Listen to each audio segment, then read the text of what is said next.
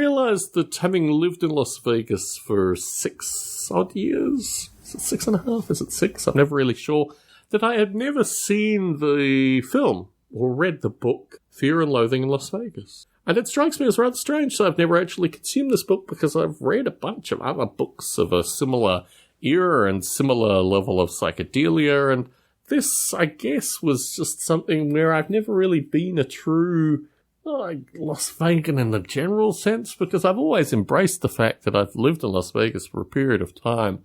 But I guess this kind of historical culture, particularly the stuff that occurred in the 1970s, the early 1970s, you know, the kitsch Vegas, that kind of thing, that was never really my interest. I came to Vegas in a boom and left in a bust, and made my way through a bust through that period of time as well. I mean, I guess it was just a general bust that went on for about 4 or 5 years in Vegas that I was there for.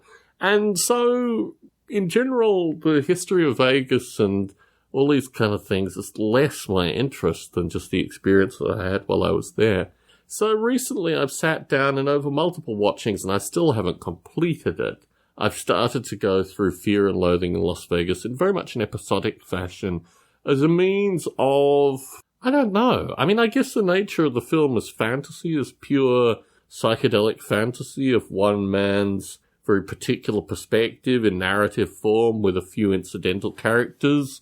That's one thing. The main thing that strikes me about Vegas, however, is that there is a very strange, I don't know how one would describe it, but there's a sexuality associated with Vegas that I didn't find in this film at all. I haven't finished the film. I mean, I might start dealing with it.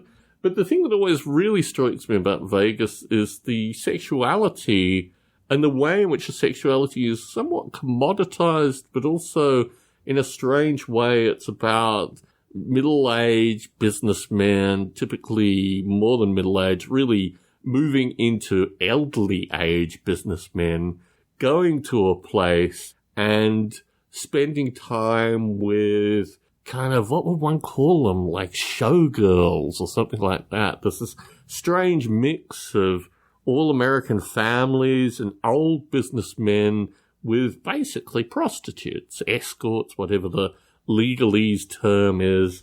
And this is something which is so central to the Strip. I mean, when you get on the Strip, you go into these casinos. I go to the casinos I now stay there when I go to Las Vegas, which is in of itself is rather curious. So when we go back to Vegas, which we do about every 18 months, I stay in casinos now on the Strip and try to utilize some of the stuff on the Strip. I mean, it's a very curious thing. If you don't drink alcohol, you have very little to do there, right? You just, people watch and maybe sometimes go. I mean, for me, historically, I would go shopping at the old places where I used to go shopping, you know?